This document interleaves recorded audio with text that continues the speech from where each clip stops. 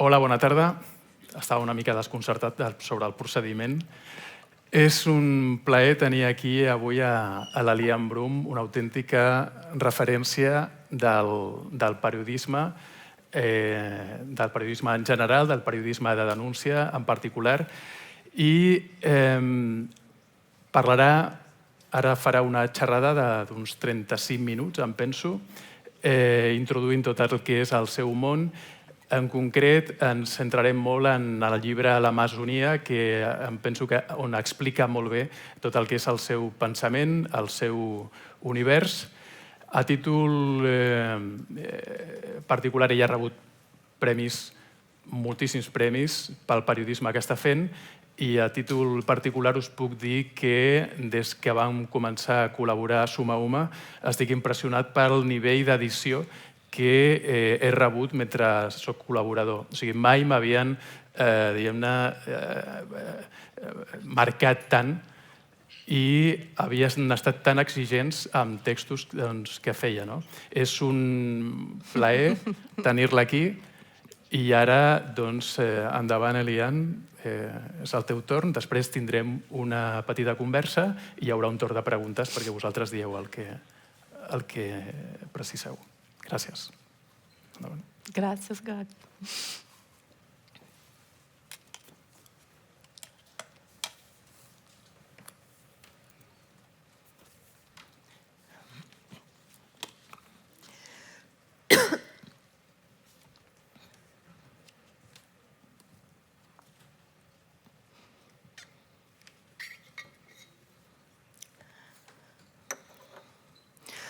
Boa noite. É uma alegria estar aqui com vocês, porque eu acredito na importância do encontro entre mundos. Apesar de eu ser parecida com a maioria aqui, no sentido de que eu sou uma mulher branca, vestindo roupas ocidentais, eu sou outra. E venho de um mundo muito diverso desse aqui. Provavelmente alguns aqui também tenham vindo de mundos diversos. Penso que esse aqui é um encontro entre mundos. E acho que os encontros entre mundos são aqueles que têm maior potência. Agradeço imensamente a toda a equipe do CCCB por tornar esse encontro possível. Agradeço as pessoas que cuidam do palco, do som, da estrutura, da recepção do público. Agradeço as pessoas que limpam todos os dias esse espaço para que ele possa nos acolher. Agradeço ao tradutor e aos intérpretes que fazem a ponte das palavras. Agradeço a Gabi Martinez, que será o mediador desse encontro.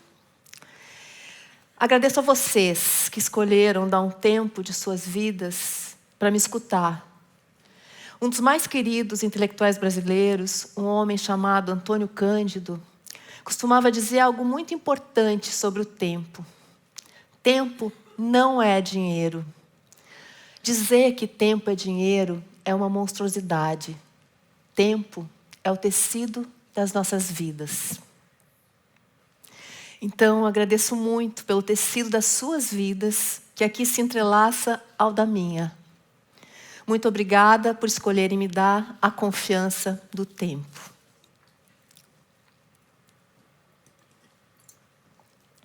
Começo então contando de que mundo eu venho. Eu venho da linha de frente de uma guerra. Não uma guerra como a que a Rússia do déspota Vladimir Putin impõe à Ucrânia. Não um massacre como a que o déspota Benjamin Netanyahu impõe às crianças e aos adultos de Gaza e agora também ao Líbano. Não uma guerra como a do Sudão, infelizmente menos visível na imprensa ocidental, como são menos visíveis no Ocidente todas as guerras do continente africano. A minha é uma guerra mais global do que foram a Primeira e a Segunda grandes guerras no século XX, majoritariamente travadas na Europa. A minha é a guerra movida contra a natureza. É, portanto, uma guerra que começou muito antes e que irá além das nossas vidas. Quando será enfrentada pelas crianças que já nasceram e pelas que ainda irão nascer. A minha guerra é, portanto, a guerra de vocês. A guerra movida contra a natureza é a guerra que atinge todas as pessoas humanas e também as não humanas. Os animais, as plantas, os fungos. ou, como eu prefiro chamar e como chamarei daqui em diante, as mais que humanas. É a guerra que fez com que a temperatura média global siga aumentando, provocando catástrofes cada vez mais graves e mais intensas, matando milhares, destruindo territórios de vida.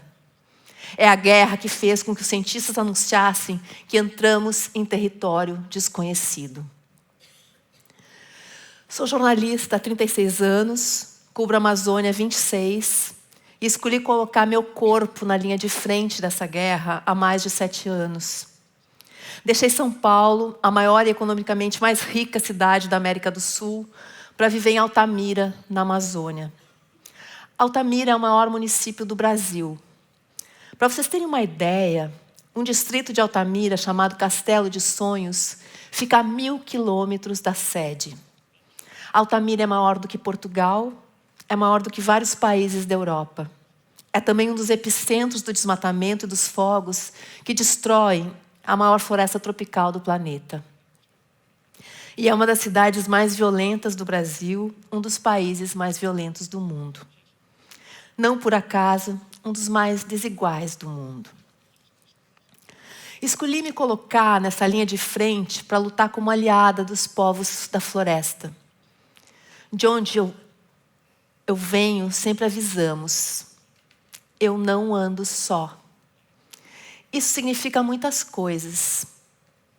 Significa que andamos com nossos ancestrais e andamos com nossos maiores, como chamamos os mais velhos, os que são raízes. E significa que só podemos ser coletivamente. Em mim há muitas vozes. Elas atravessaram os rios e os oceanos comigo. Em mim há muitos invisíveis que me protegem nessa jornada.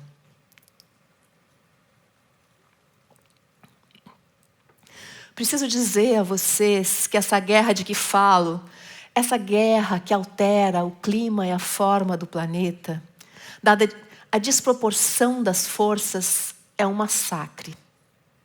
A natureza e seus povos, humanos e mais que humanos, estão morrendo. Nesse momento, a floresta amazônica queima. Quase todos os biomas brasileiros queimam.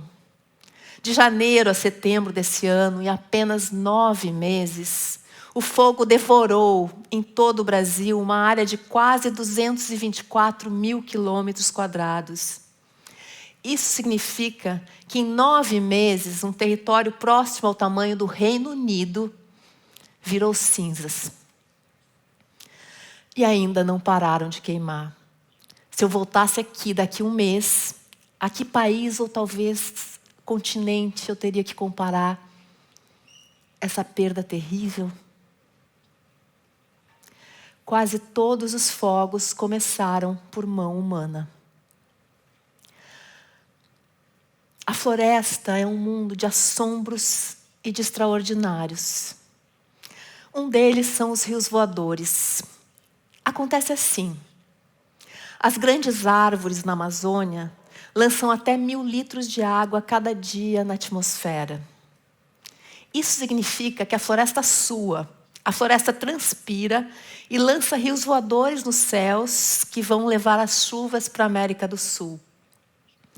Até a metade do ano passado, até metade do mês passado, eu dedicaria algum tempo para contar dessa maravilha que são os rios voadores, esses rios voando sobre nossas cabeças e irrigando o planeta. Mas desde o mês passado, eu preciso contar a vocês que nesse momento em que a floresta queima, os cientistas comprovaram que os rios voadores agora carregam a fumaça dos incêndios. E por isso, em setembro, cidades do extremo sul do Brasil amanheceram com o céu da cor das cinzas da natureza incinerada. Essa é a guerra, destruidora da vida e da beleza, e ela é cotidiana. E afeta a vida de cada um de vocês aqui. E vai afetar cada vez mais.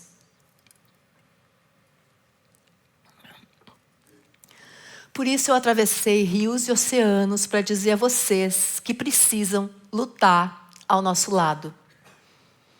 Não há Não lá na Amazônia, mas aqui, em Barcelona e em cada cidade da Europa. Porque a guerra começou aqui e continua sendo movida desde a Europa e do norte global. Assim, todos vocês estão implicados. Não apenas porque o aumento da temperatura é global, porque todas e todos são atingidos, ainda que de maneira desigual, mas também pelo fato de que a destruição começa e segue aqui. E por isso há uma enorme linha de frente da guerra aqui, e a resistência aqui ainda é muito fraca, o que nos afeta todas e todos, mas mata mais gente lá, no chão da floresta. Vamos falar mais sobre isso, mas nesse momento eu queria apresentar a vocês um dos principais conceitos ao qual eu cheguei pela experiência da guerra. E que está presente no meu último livro, também disponível em espanhol, chamado La Amazonía, Viaje al Centro del Mundo.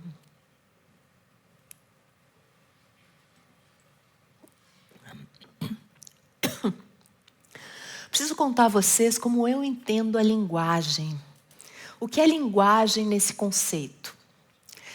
Linguagem é tudo aquilo que nos constitui. É o nosso modo de vida, é o nosso entendimento do mundo, é a forma como olhamos para nós mesmos e para todos os outros. Linguagem é como um outro DNA, mas felizmente um que pode ser alterado. Assim, eu entendo que o que nos trouxe ao colapso e a tudo que o compõe, como o aumento da temperatura do planeta e a acelerada extinção de tantas espécies, é uma linguagem que se tornou hegemônica. E que linguagem é essa? É uma linguagem eurocêntrica, ou seja, que nasceu e foi moldada na Europa, que vê o mundo a partir deste continente. É uma linguagem antropocêntrica, que coloca o humano no centro, ou no topo da hierarquia da vida. É uma linguagem binária, que vê tudo como ou é isso, ou é aquilo. É uma linguagem patriarcal, branca, masculina. Essa linguagem iniciou um processo de destruição sem precedentes da natureza há mais de 500 anos, quando países europeus, especialmente Espanha e Portugal, França e Inglaterra, atravessaram mares e oceanos e invadiram territórios que chamariam de América. O que era dito e imposto ali? Que o humano não era a natureza, mas sim um outro que tinha superado a natureza. A natureza era algo a ser controlado e dominado. Mas a natureza era algo a ser convertido em objeto, em mercadoria. A natureza virava ouro, prata, madeira, mais tarde açúcar, café, borracha, soja, palma, outros minérios como ferro, bauxita, lítio. Os corpos dos não brancos, dos não europeus, também viravam mercadoria. Os povos diversos do que chamaram África foram reduzidos a um genérico chamado negros, e os negros viraram mercadorias. Os povos originários viraram mercadoria ou foram exterminados. Os corpos daqueles que não se separaram da natureza eram os corpos que viravam mercadoria para fazer dinheiro para mais mercadorias. A produção de riqueza que se inicia no século XVI pelo extrativismo do que chamaria aqui de corpus natureza, que 200 anos depois, no século XVIII, vai tornar possível a Revolução Industrial a partir da Inglaterra e também o domínio do capitalismo, é justamente o empobrecimento do mundo. Quando o que vale mais é a mercadoria ou a natureza violada e esvaziada de si mesma, e não a natureza como potência criadora de vida, iniciamos nossa corrida para o abismo. As catástrofes que vivemos hoje começaram naquele momento em que as caravelas lançaram suas velas ao mar.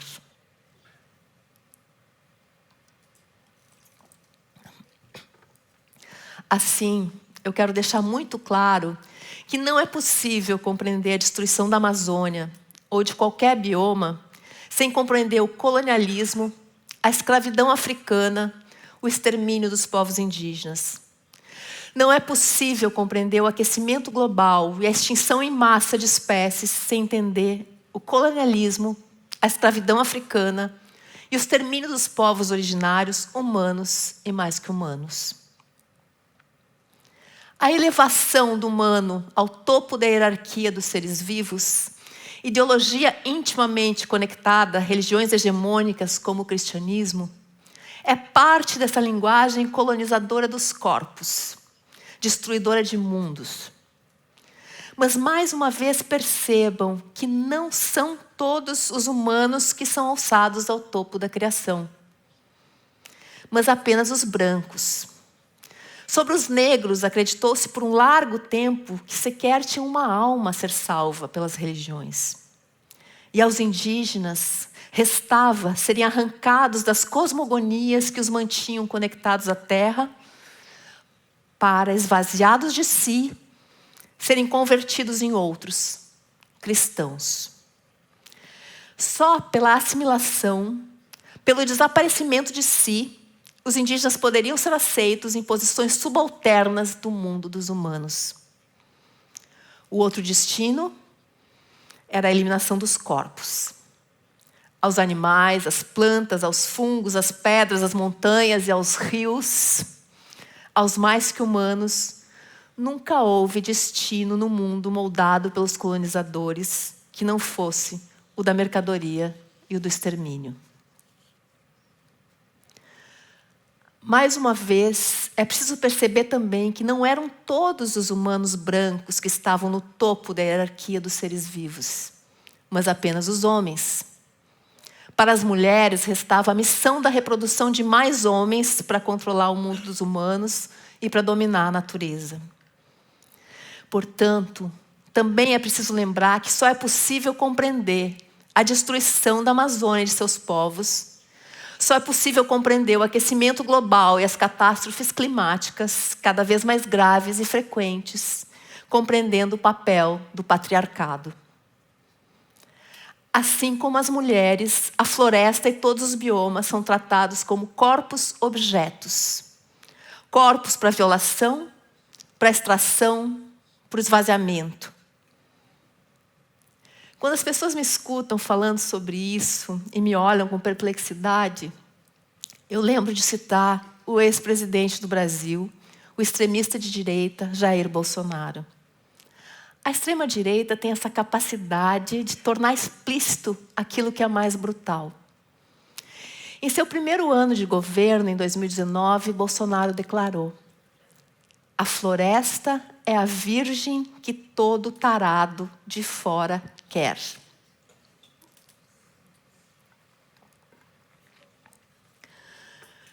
No ponto de vista do fascista, a disputa pela virgem é entre os tarados de fora e os de dentro. A virgem não tem vontade porque objeto. Essa imagem, aliás, da natureza como objeto intocado, da natureza virgem, uma imagem totalmente ativa ainda hoje, é um exemplo do cruzamento íntimo do colonialismo com o patriarcado. Nada mais distante do que é uma floresta. Toda ela em constante movimento, com todos em relação com todos. Toda ela mistura, colaboração, devoração, troca, contaminação e interdependência. Tudo que é vivo toca e é tocado. Se infiltra, devora, se transforma no movimento incessante de criar mais vida. Só os colonizadores enxergam virgindades a serem violadas. Tocar e ser tocado é o próprio mover-se da vida. Suspeito que muitas pessoas pensem que a floresta amazônica é uma multidão de árvores com animais dentro dela e talvez indígenas. Mas não é. A floresta é uma relação. É uma relação de todos com todos Isso significa que não há relações dentro da floresta, como se a floresta fosse uma coisa e dentro dessa coisa acontecessem outras coisas. Mas sim que a própria floresta é essa relação intermitente em que a beleza é justamente a interdependência, o fazer mundo juntos. Por isso, em natureza, tudo pode ser isso e também aquilo. A linguagem destruidora de mundos, essa linguagem que se separa da natureza para passar a dominá-la, essa linguagem eurocêntrica, colonialista, patriarcal, antropocêntrica, branca, masculina, binária, que acabamos de esmiuçar, desentende tudo isso para poder converter a natureza em corpos objetos para a extração de mercadorias.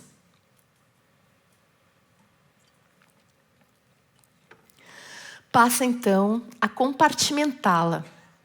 E compartimentar é justamente a eliminação das relações que são a própria vida.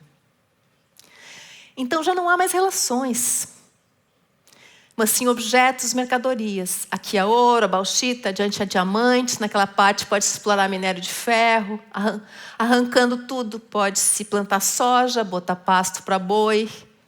Aquele rio pode ser barrado para fazer hidrelétrica, lá adiante existe petróleo. Para uma melhor compreensão, o que se faz com a floresta e com todos os biomas é o mesmo que se faz, por exemplo, com um boi. O boi deixa de ser um ser vivo e passa a ser um corpo-objeto.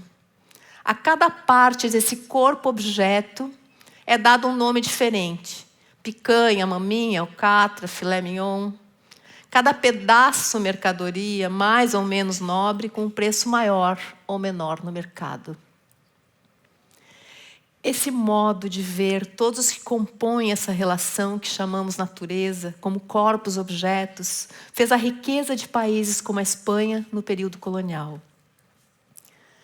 Quando olhamos para as principais cidades da Espanha, da França, da Inglaterra, de Portugal e de vários outros países, sabemos que as principais atrações turísticas, monumentos e prédios custaram a natureza, custaram rios e florestas, custaram milhões de vidas diversas, humanas e mais que humanas.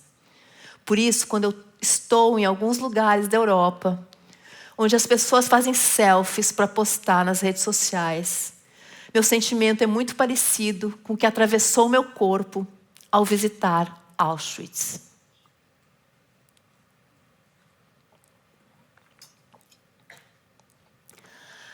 A questão que me traz até aqui é que essa linguagem não pertence ao passado.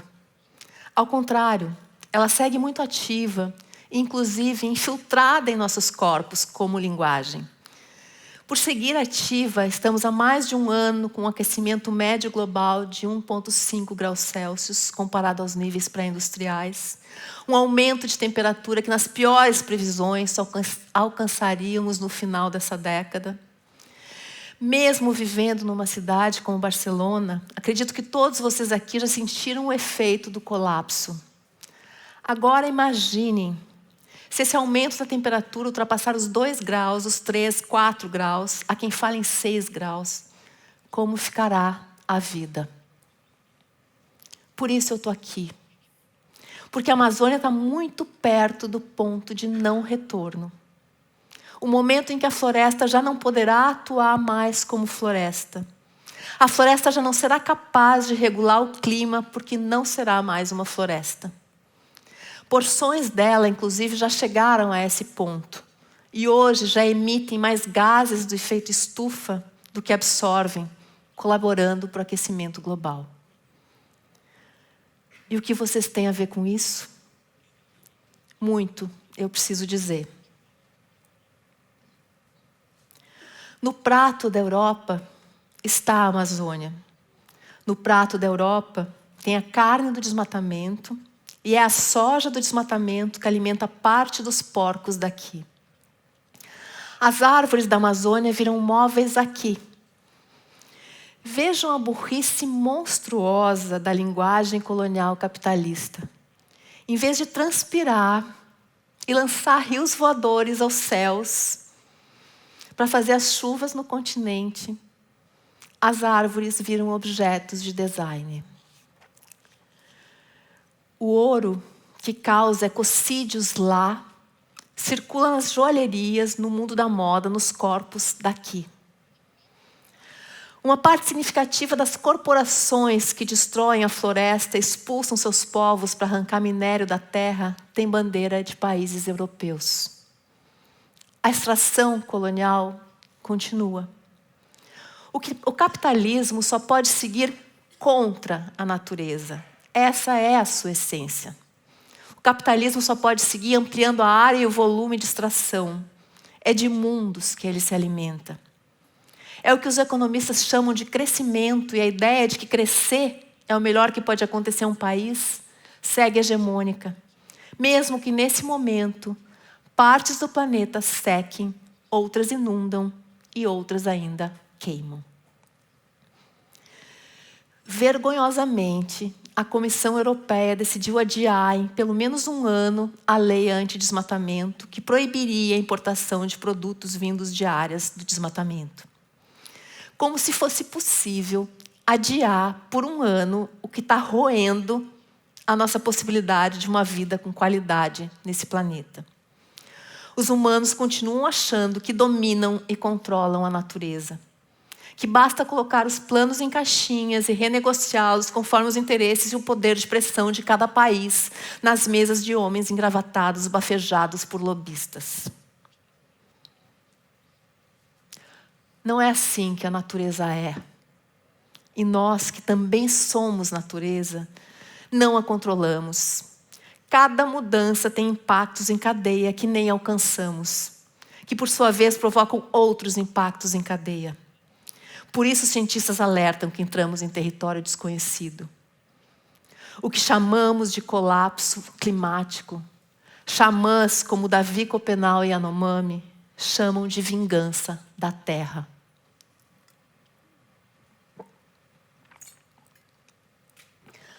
Só nós podemos barrar os comedores de mundos.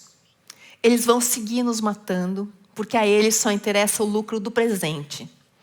Só interessa o bem-estar ilusório da minoria dominante de humanos que nos trouxe, século após século, década após década, ano após ano, ao colapso. Como essa minoria sempre conseguiu se salvar porque detém poder político e financeiro, acredita que vai se safar mais uma vez. Tanto que Elon Musk, o homem mais rico do mundo, quer colonizar Marte. É isso que estamos testemunhando. Esses são os fatos. Eles não vão parar. Nós precisamos pará-los. Se não for pela nossa própria vida, que seja pela responsabilidade coletiva com as crianças que já nasceram e já vivem num planeta pior do que aquele que vivemos. E assim, finalmente, eu chego ao título dessa conferência, Amazônia, Centro do Mundo.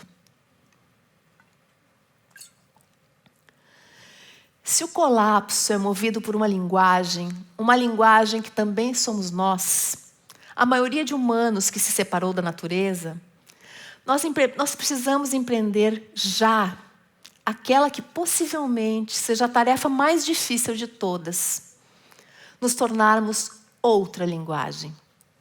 E nos tornarmos outra linguagem rapidamente, porque o tempo encurtou.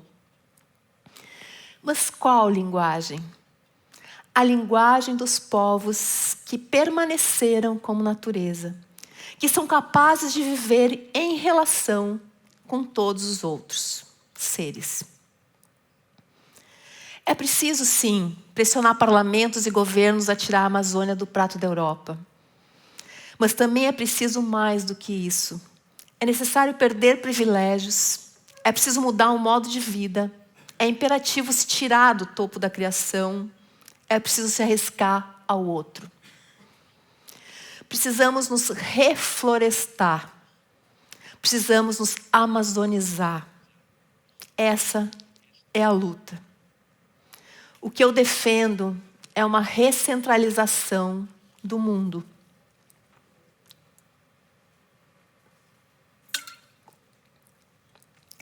No momento em que vivemos a emergência climática e a sexta extinção em massa de espécies, precisamos fazer um deslocamento dos conceitos hegemônicos do que é centro e do que é periferia. Os centros do mundo são os enclaves onde a natureza ainda resiste. E não os centros onde são tomadas as decisões políticas e financeiras que destroem nossa casa-planeta. Os centros do mundo são a Amazônia, os oceanos, as outras florestas tropicais, todos os biomas. E não Madrid, Washington, Paris, Londres, Frankfurt, Nova York, Tóquio, Beijing. Os centros do mundo é onde está a vida e não onde estão os mercados. Isso significa colocar no centro outros valores, significa nos tornarmos outra linguagem. Amazônia, centro do mundo, não é retórica, mas possivelmente nossa única chance de garantir uma casa-planeta em que as novas gerações de humanos e não humanos possam viver. Quando eu falo em recentralizar o mundo e as pessoas me olham como se eu estivesse falando em outra língua, eu gosto de colocar as coisas em perspectiva. Pensem no absurdo, no bizarro, no inacreditável, que é uma minoria de humanos alterar o clima e a forma do planeta. E diante das catástrofes que provocaram, ainda assim não parar, mas seguir atacando o planeta. Sabem que estão nos matando e ainda assim seguem nos matando. Isso é da ordem da insanidade. Nós precisamos agir.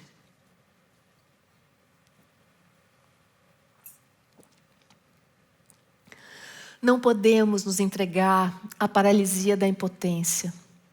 Nem temos esse direito diante das crianças que vão viver nesse mundo.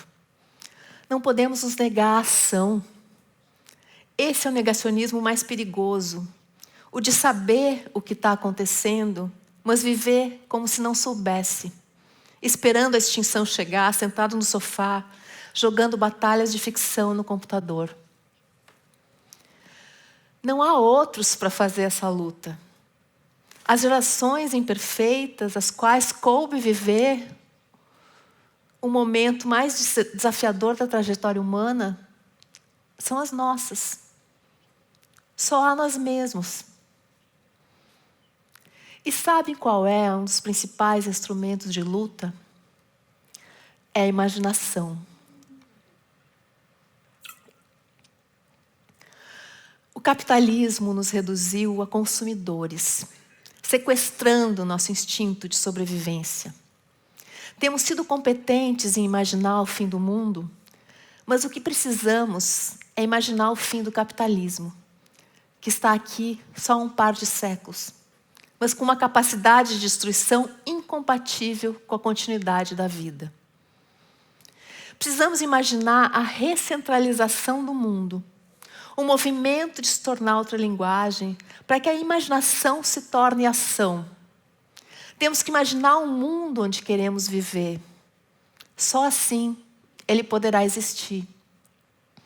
Imaginar coletivamente, porque o indivíduo, o um, só vale como um. Temos que imaginar, e o um não conta.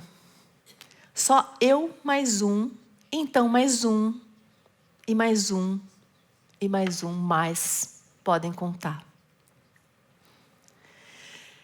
Em 2020, no primeiro ano da pandemia de Covid-19, criamos um movimento chamado Liberte o Futuro.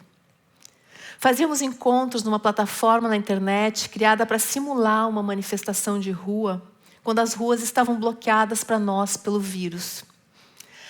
Nessa plataforma criada por uma dupla de ativistas, era possível inclusive produzir e postar cartazes.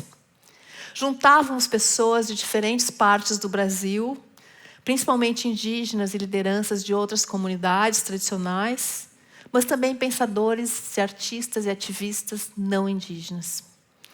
As manifestações duravam horas, momentos que nos conectávamos com grande potência, mesmo quando nossos corpos estavam exilados uns dos outros.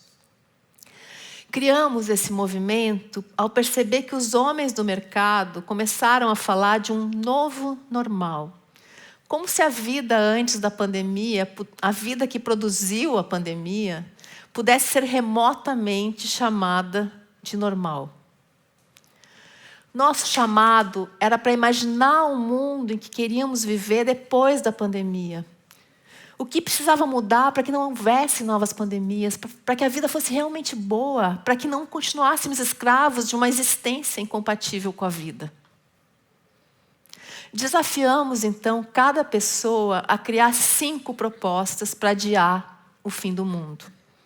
Adiar o fim do mundo é uma provocação de Ailton Krenak, um extraordinário pensador indígena. Convidamos as pessoas a libertar a sua imaginação, fazendo vídeos de 1 minuto.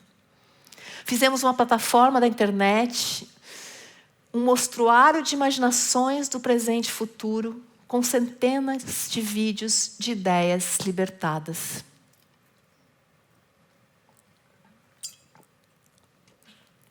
A partir dessa experiência de libertar a imaginação, eu e meu companheiro, Jonathan Watts, começamos a imaginar uma plataforma de jornalismo no centro do mundo. 2 anos depois, em 13 de setembro de 2022, lançamos Sumaúma em Altamira, com outros jornalistas. Sumaúma é o nome de uma das maiores árvores da Amazônia, uma das que lançam até 1.000 litros de água aos céus a cada dia, mas também irriga com suas longas raízes uma vasta área de chão, conectadas a extraordinárias redes de fungos e as outras plantas e árvores. Para alguns povos indígenas, Sumaúma é a árvore que conecta o céu à terra. Escolhemos o nome porque queremos ser essa rede colaborativa que irriga mundos com histórias escritas desde a Amazônia pelos povos que sustentam a vida com seus corpos, muitos deles tombando a tiros no caminho. Sumaúma.com é uma plataforma trilíngue, espanhol, português e inglês, criada para ampliar as vozes dos povos que permaneceram como natureza. Ensinamos a jovens contadores de histórias da floresta e das periferias das cidades amazônicas o melhor jornalismo que conhecemos, feito com rigor, com ética e com independência. E eles nos ensinam o seu modo de contar histórias, já que se o nosso jornalismo tem uns poucos séculos, os indígenas contam histórias e dão notícias na Amazônia há pelo menos 12.000 anos. Nosso compromisso é que, progressivamente, os jornalistas floresta assumam o comando de Sumaúma e que, em 10 anos, nós, a equipe Ponte, estejamos fora.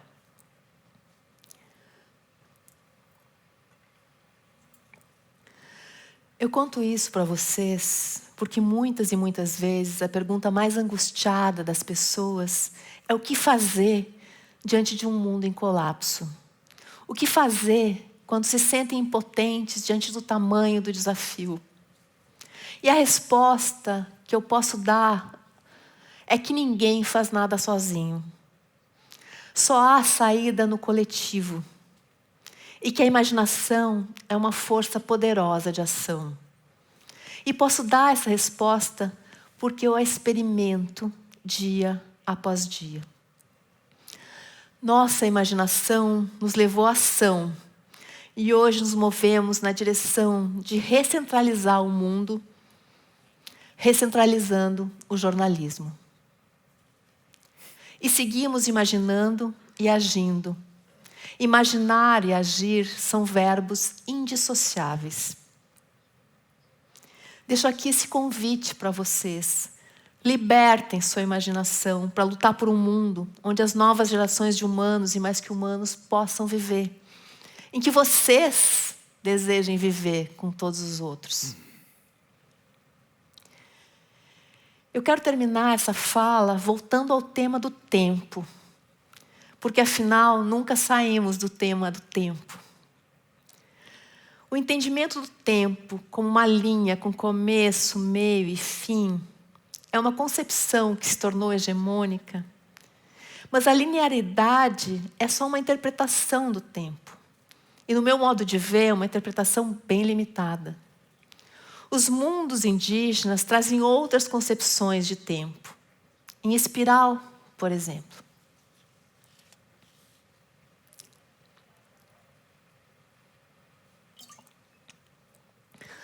Um dos mais importantes antropólogos brasileiros, Eduardo Viveiros de Castro, me disse anos atrás, numa entrevista pública, o seguinte: o fim do mundo dos indígenas foi em 1500, ou seja, o primeiro fim do mundo dos indígenas foi na chegada dos invasores europeus, quando a maioria dos povos foi exterminada e se iniciou a violação persistente da terra. Talvez, apesar de tudo que fizemos contra os seus corpos, os indígenas possam nos ensinar a viver depois do fim do mundo. Hoje, o presente já é pior. Para algumas comunidades, inclusive, o fim do mundo já chegou. Os que menos colaboraram para o colapso são os primeiros a serem atingidos e os mais gravemente atingidos, porque há séculos já sobrevivem agarrados às beiradas de um mundo em que uma minoria acumula cada vez mais capital à custa da natureza. Nosso mundo é dominado e destruído por um punhado de bilionários à frente das grandes corporações, gente com nome e sobrenome, assim como pelos parlamentos e os governos que os servem. Mesmo organismos internacionais como a própria ONU se enfraquecem cada vez mais diante do poder da oligarquia global formada pelos super ricos, a maioria deles do lado de cá do mundo. Dizer que estamos todos no mesmo barco é uma mentira. Uns poucos têm um iate, a maioria se amontoa num barquinho de papel.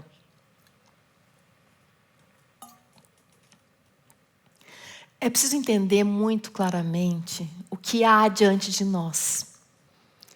Já estamos num presente pior e parece cada vez mais difícil barrar o aquecimento global em 2 graus Celsius. Mas há uma grande diferença entre um presente pior e um presente hostil à nossa espécie e a muitas outras. Essa diferença somos nós que precisamos garantir, imaginando como vamos barrar os comedores de mundos. Imaginando nosso reflorestamento, nossa amazonização agindo.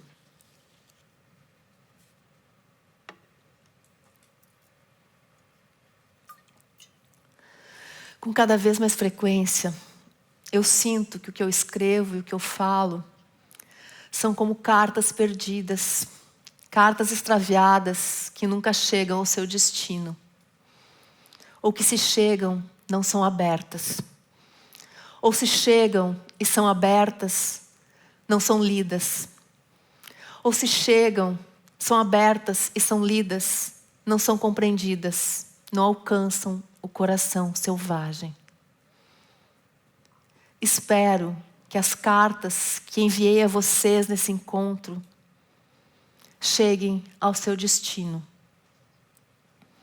Juntas, juntos, juntes, podemos alargar o tempo encurtado pelo colapso, imaginando outros mundos possíveis.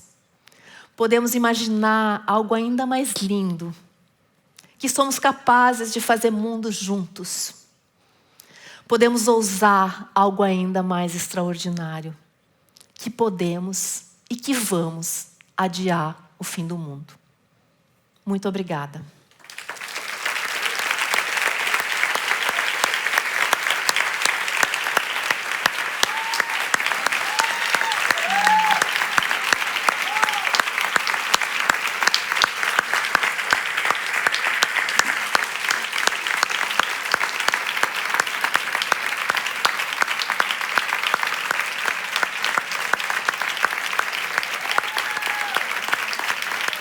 Graças.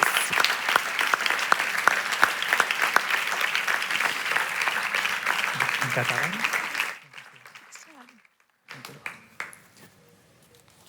Bueno, després d'aquesta intervenció estupenda de l'Alian, bueno, s'obren moltes preguntes, no? Quelcom que...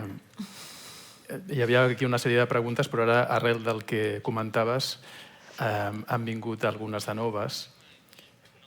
La imaginació s'educa, també. I nosaltres podem pensar en mons que canviaran, no? O sigui, que ens portaran a un altre puesto. I parles de la necessitat de deixar uns periodistes selva que prenguin el relleu. Aquests periodistes selva apareixen a un lloc on hi ha una agressió, on es viu en un moment extrem. Tu parlaves també de reaccions, per exemple, durant la pandèmia, doncs com vosaltres creeu grups per imaginar un altre món. No? Però aquí, a Europa, Barcelona, hi ha idees de que hi ha un cert perill. La pandèmia es va passar, es van fer molts projectes, però després tot allò que suposadament s'havia de portar endavant, dèiem que canviaríem, que serien diferents, i aquest canvi, diguem-ne, que no està molt evident. Aquests periodistes selva els necessitaríem aquí també, per fer-nos creure que hi ha d'altres centres, que hi ha d'altres mons. El que ens enfrontem és a l'algoritme. Com enfrontes l'algoritme? Com és possible crear unes plataformes? Vosaltres des de Sumauma, per exemple, heu creat una primera plataforma, però ara quan estàvem entrant parlaves que és molt difícil sentir la companyia d'altres mitjans de comunicació, per començar. No? Si els altres mitjans de comunicació no estan amb vosaltres, o sigui, com es pot projectar tota aquesta idea? Com es poden multiplicar els periodistes selva que necessitem per convèncer a moltíssima gent de que el centre no és el que sempre han sentit, no és Beijing, no és Moscou, no és Nova York, no és Barcelona, sinó que són els barris, són els pobles, són la gent que està treballant a d'altres puestos. No? Eu acho que a gente precisa tanto de jornalistas na floresta, que contem desde dentro, como a gente precisa de jornalistas aqui, que contem que os porcos que a população de Barcelona come são alimentados com a soja do desmatamento. A gente precisa de jornalismo em toda parte. Eu tenho um grande apreço pelo jornalismo, pela importância do jornalismo, quando ele merece esse nome. Então, eu acho que a gente precisa de muito mais jornalismo e, infelizmente, o jornalismo ele está numa crise e, por isso, a gente precisa inventar novas formas de fazer, que foi o que eu e o John, junto com outros jornalistas, fizemos. O que a gente tem tentado trabalhar é em rede. Né? A gente tem feito um grande esforço para publicar junto as nossas matérias com outras plataformas, especialmente na Pan-Amazônia, plataformas para ampliar as vozes. Então, sempre é muito importante que a gente consiga ampliar essa rede. É muito importante que vocês saiam daqui e talvez possam ler Sumauma, porque é o nosso jornalismo feito lá, desde a Amazônia. Esses jornalistas floresta, que a gente está em processo de coformação, porque é uma coformação, nós aprendemos tanto ou mais com eles do que eles aprendem com a gente.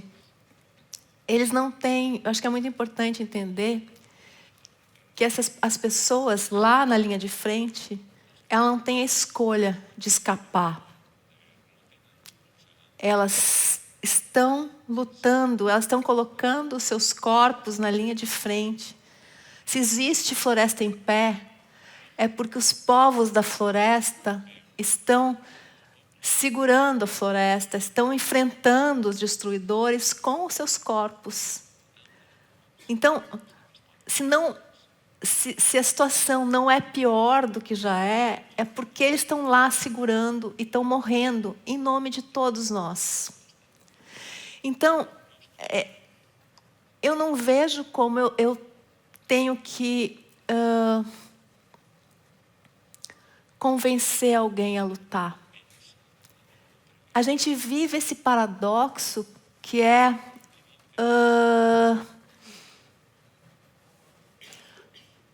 o que literalmente está acontecendo, assim, às vezes literalmente, mas o que está acontecendo é que nosso mundo está sendo destruído. É como a Greta Thunberg sempre diz, né? Nossa casa está pegando fogo. Mas, assim, se a casa está pegando fogo, eu preciso chegar para alguém e dizer, olha, tu precisa sair, tu precisa levantar, enfrentar o fogo. Tu precisa levantar e sair. Assim, é contra a lógica, mas é isso que a gente está vivendo. Esse é o negacionismo que mais me preocupa. Que é o negacionismo de saber o que está acontecendo e não fazer nada para impedir o que está acontecendo. E aí, eu acho que a gente não tem, nós que estamos aqui, a gente não tem nem sequer esse direito, porque essas crianças que já nasceram, que já estão nesse mundo respirando, elas vão viver nesse planeta pior se a gente não se mover. Então a gente precisa se mover. A gente encontrou essa maneira naquilo que a gente conhece, que é o jornalismo. Mas fazendo algo que a gente não sabia como fazer. Porque a gente está num momento em que a gente precisa entender que o que a gente faz não é o suficiente. Ser uma boa pessoa, fazer as coisas direito, ser honesto, não é o suficiente. Não é o suficiente seguir a vida da melhor maneira possível. A gente precisa fazer mais do que isso, porque esse é o momento mais grave da história, da trajetória humana desse planeta. A gente precisa criar coisas que não existem. E isso começa pela imaginação. Isso começa junto. Una cosa que dius és no tinc cap esperança i no sóc infeliç ni feliç. Tampoc sóc pessimista ni optimista. Aquestes polaritzacions m'importen poc. Ens hem de moure. És una mica el que estaves dient ara. I s'ha d'utilitzar el cos. De fet, tu vas a Altamira, a un centre de maderers, de gent que està acabant amb la vida allà, i t'exposes... Més o menys has entès, més o menys. El que fas és utilitzar el teu cos i anar-hi a aquell món fent un canvi radical dins la teva vida, per intentar també entrar dins la cosmovisió de l'espai que vols defensar. Aquesta exposició teva, directa, a través del teu cos, com t'ha anat canviant? O sigui, com penses, com veus tu que ha canviat la teva forma de relacionar-te? Com estàs entrant dins de l'Amazonia, físicament?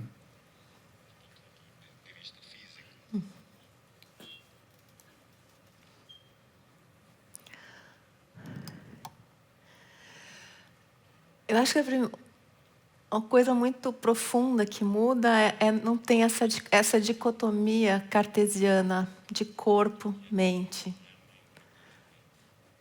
Nós somos corpo. E eu tenho aprendido a viver como natureza. A maior mudança é entender a interdependência. É entender como tudo está conectado a tudo. Como cada ato meu tem uma repercussão em cadeia. como eu faço parte de algo muito maior. Isso muda todo o jeito de viver, isso muda a forma como a gente pisa no mundo. Isso muda até isso. Como a gente pisa no mundo.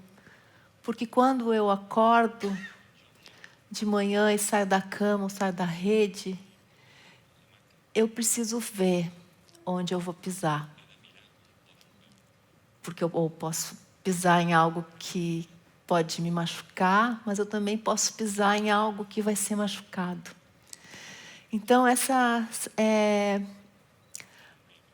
a delicadeza de viver com todos os outros, a delicadeza de saber que essa casa não me pertence. Que nem a casa que a gente construiu, ela nos pertence. Que a gente divide essa casa com todos os outros vivos. Mas tu começou, Gabi, falando dessa questão da esperança. E essa questão da esperança, ela sempre me dá muitos problemas. Porque a esperança, eu acho que ela virou algo quase como a felicidade foi durante muito tempo, um objeto de consumo. Então, eu não tenho nada contra a esperança. Eu acho a esperança algo bonito, mas eu acho que a gente está num momento tão grave e que não vai ficar menos grave. Que a esperança, precisar de esperança para se mover, pode ser um luxo que a gente não vai ter. E o impacto disso não pode ser alienação, a paralisia. A gente precisa se mover mesmo sem esperança. A gente precisa se mover por imperativo ético. A gente precisa se mover pela nossa capacidade de imaginar mundos possíveis. Mas precisar de esperança para se mover, nesse momento, eu acho que não é possível. E nesse sentido, eu acho que a esperança, ela é superestimada. Un dels problemes que enfronten ara mateix doncs, les persones que han estat allà, que estan a l'Amazonia vivint des de fa molt de temps, és el que tu anomenes una xenofòbia a la inversa. O sigui, que converteix els indígenes en una mena d'estrangers dins la seva pròpia terra. No? Això els està passant als aborígens australians, els està passant als maoris a Nova Zelanda, també als Estats Units. Com s'enfronten al Brasil o a l'Amazonia els diferents pobles? Perquè, per exemple, a Austràlia, als aborígens els hi va passar que no entenien la colonització. No sabien, estava tan lluny del seu imaginari que vingués algú a abassegar-los que simplement han anat perdent territori callats perquè no sabien com reaccionar. Els maoris s'han enfrontat d'una manera violenta, barallant-se, o sigui, amb lluita física, i han aconseguit realment preservar alguns territoris. Són dues formes molt diferents d'estar defensant el teu espai. No? A l'Amazonia hi ha molts pobles, cadascú pren la seva forma, però com diries tu que dins d'aquest gran espai s'estan intentant reivindicar, defensar el seu territori els pobles originaris? No?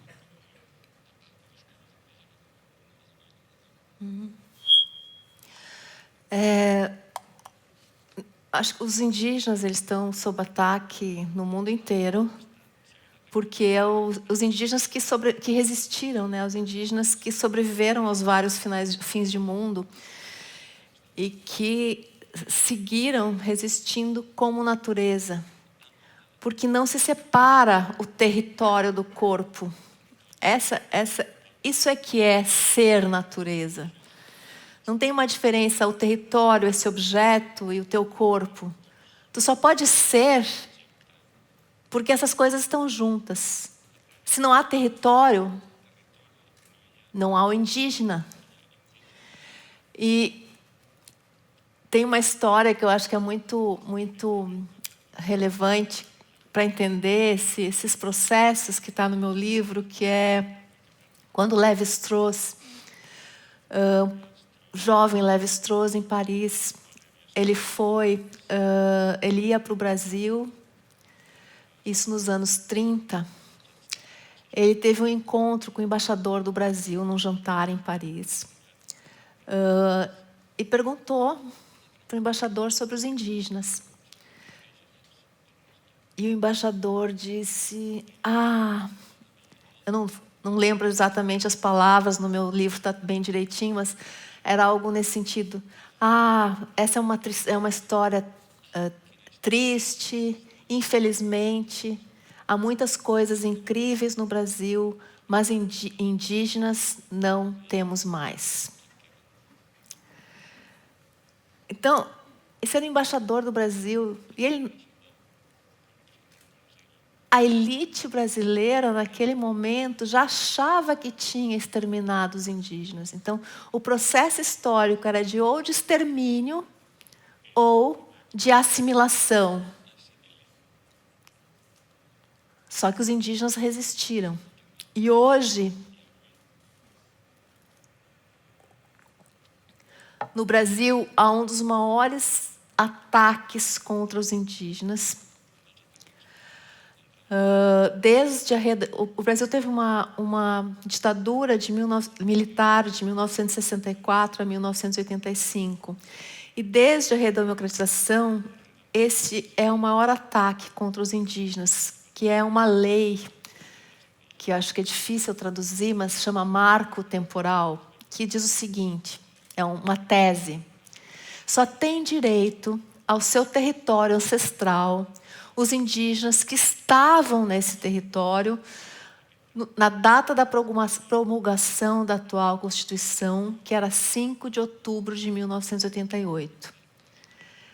Ou seja, isso é de uma enorme perversão, porque grande parte dos indígenas não estavam no seu território, ou porque tinham sido expulsos, ou porque foram obrigados a fugir para não serem exterminados. Essa lei foi considerada inconstitucional pela Suprema Corte, mas o Congresso, que é o Congresso mais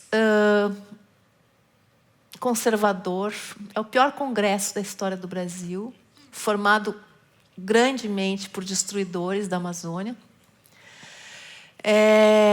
mesmo assim votou esse projeto e aprovou esse projeto. Então, hoje existe esse impasse. Se os indígenas, se isso for adiante, não vai se demarcar mais territórios indígenas no Brasil. E talvez isso avance e territórios já demarcados sejam colocados em questão. Então, isso, e está comprovadamente, as terras indígenas é onde há maior conservação da floresta e de todos os biomas. Onde tem terra indígena é onde a floresta está mais conservada. Por isso, o que está acontecendo lá no Brasil afeta vocês diretamente aqui. Porque isso vai ter, se isso for aprovado, se isso for adiante, vai ter um impacto enorme numa floresta que nesse momento queima e que está muito perto do ponto de não retorno. Podríem fer moltes més preguntes, però se'ns acaba el temps i vosaltres teniu ara l'oportunitat, si voleu fer preguntes a l'Alian. Aquí.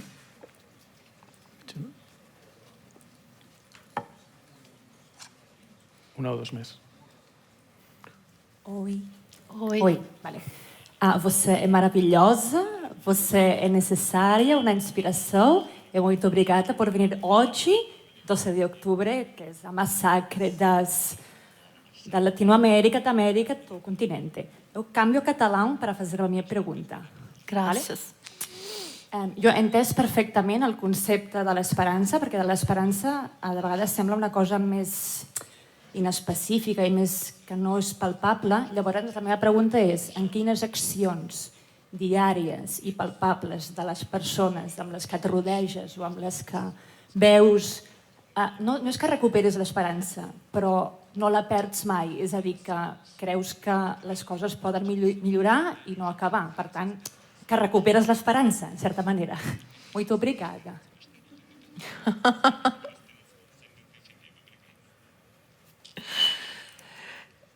E realmente eu acho que a esperança não está nessa questão. Se a nossa vida está ameaçada, se o nosso mundo, né, se a gente tem risco, né, de que as nossas crianças vão viver num planeta hostil se a gente não fizer nada, por que a gente precisa... Como a gente chega? Eu acho que a pergunta, como a gente chega a precisar de esperança para se mover? Qualquer ser vivo tem instinto de sobrevivência. Né? Se alguém está ameaçado, né? Se qualquer ser vivo está ameaçado, ele vai reagir. Ele vai agir pela vida. É isso que a gente precisa fazer. Nós precisamos nos mover pela vida. Não precisa que a gente tenha...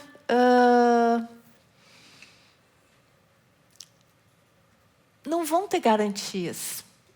A gente precisa se mover porque a gente está sob ameaça. Né? A gente não... E nisso eu acho que a gente tem uma... Essa questão da responsabilidade coletiva, eu acho que ela é muito importante, porque assim, eu fico acompanhando, né, os movimentos, né, a partir de 2018, dos jovens ativistas. A gente pode... É a primeira vez, talvez, que os mais jovens, né, que as crianças, eles têm adultos que não estão cuidando deles. Eu não sei que impacto tem na vida tu perceber que os adultos não estão lutando pela qualidade do teu mundo. E aí tu precisa fazer um movimento para tentar garantir um mundo para quando tu for adulto. Né? Isso é uma reversão de tudo, sempre. Né? Quando os filhotes precisam tomar conta do mundo, porque os adultos estão paralisados.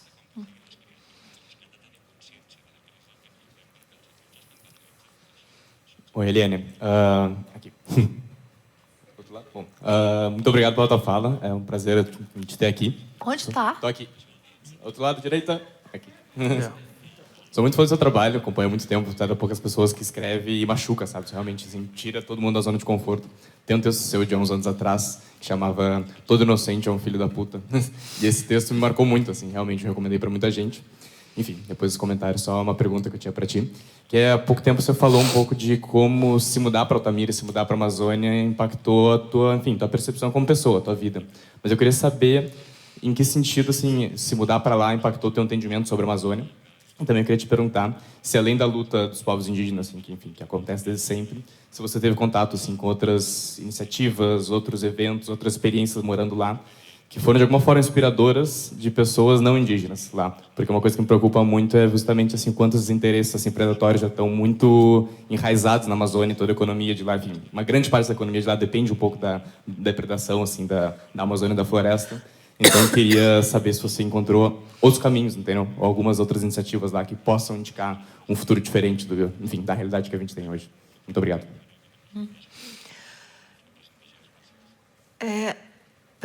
A tua primeira pergunta qual é? Ah, sim, tá. Desculpa. Sim, teve...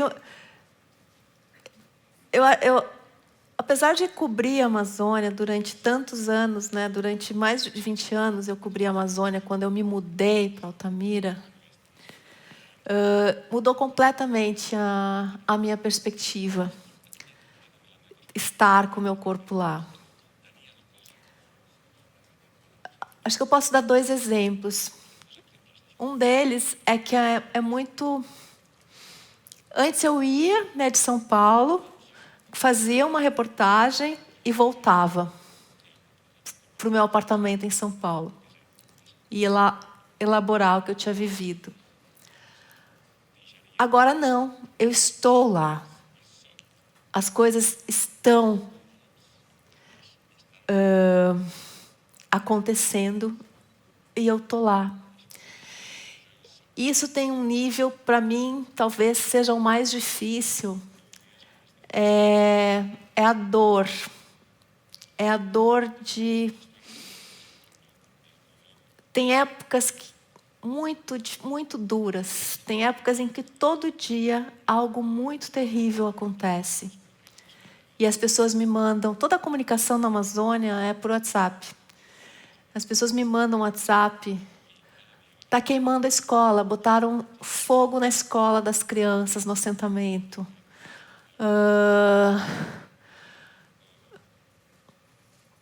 Outra mensagem, uma pessoa que é um defensor tentou se matar porque não está aguentando mais. Quando as pessoas morrem hoje, eu conheço essas pessoas. Elas fazem parte da minha vida. Quando elas sofrem, elas fazem parte da minha vida. Isso, para mim, foi o mais difícil. Foi o mais duro de ter que lidar com isso. Mesmo agora que eu estou aqui, faz pouco tempo, mas vinha vídeos. O fogo está chegando perto da casa de vocês. Né? Ou ontem uma informação. Encontraram uma cova clandestina com X corpos sem cabeça. Então, assim, estar implicada é de outra ordem. E isso, às vezes, é muito duro. Mas o que mudou de forma mais profunda, que eu posso dar um exemplo para vocês, é o entendimento mesmo da floresta, do que é uma floresta. Da floresta ser uma relação, do estar em relação com. Então, a primeira vez, cobrir os fogos, né, ir de São Paulo e cobrir os incêndios que estavam acontecendo na Amazônia e depois voltar é uma coisa. A primeira vez que eu vi um incêndio na floresta, da janela da minha casa, né, da varanda da minha casa, e a floresta queimou durante a noite inteira, e dá uma enorme impotência, porque a gente sabe o que está acontecendo e não consegue fazer nada. E aí, como hoje eu entendo a floresta, quer dizer, entendo muito mais do que entendia antes, ainda tenho que entender, vou morrer tentando entender. Eu sei que naquele momento, as árvores estão queimando, mas eu sei que cada árvore, ela é um planeta com milhares de seres vivos, conectado a outros planetas com milhares de seres vivos. Eu sei que naquele momento, preguiças estão queimando, cobras estão queimando, sapos estão queimando, pássaros estão queimando, tatus estão queimando, antas estão queimando, borboletas estão queimando, formigas estão queimando. Parte deles em dor excruciante. É como tu assistir. Como a minha relação é horizontal, para mim é como assistir essas milhares, milhões de pessoas queimando na minha frente, em dor excruciante. E no outro dia é silêncio. Porque a floresta, há muitas vozes na floresta. As vozes nunca acabam na floresta. Elas mudam. De dia tem um tipo de voz, tem várias vozes que depois, de noite, são outras vozes, mas a floresta ela não silencia. Quando queima, há um silêncio na floresta, que é o silêncio da morte, que é um pouco o que eu sinto nas cidades, em grandes cidades. Eu sinto aqui, eu sinto em São Paulo, eu senti em Paris. Que apesar da gente reclamar que tem muito barulho nas cidades, é isso, tem barulho. Mas na cidade, tudo está silenciado. Porque só vivemos nós. A gente só ouve a nossa voz. Todas as outras vozes foram expulsas. No máximo nós temos os infiltrados, né, os que resistem, como as baratas, os ratos, vírus, bactérias. Mas nós expulsamos todos. Então não é possível ter silêncio na cidade. Na cidade só tem silenciamento, que é o silenciamento de todas as vozes que a gente expulsou, criando um espaço que é exclusivo para nós.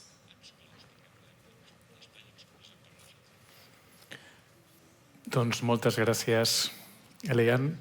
Moltes gràcies al públic. Ja sabem que hi ha moltes preguntes per fer, però tenim el temps que tenim. Un plaer haver compartit el temps amb tu, amb vosaltres, i esperant el proper llibre de l'Elian amb moltes ganes. Gràcies, Elian. Muchas gracias.